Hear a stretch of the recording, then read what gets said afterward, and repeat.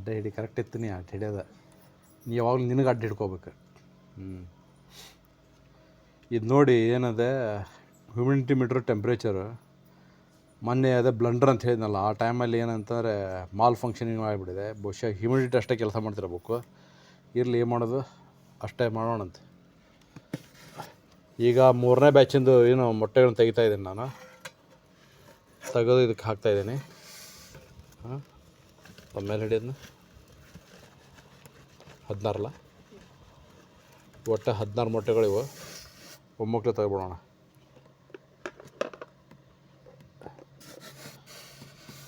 ಎಷ್ಟದು?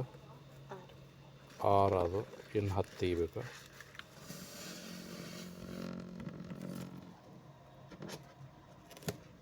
ಆರು 4 10, ಇನ್ನು 5.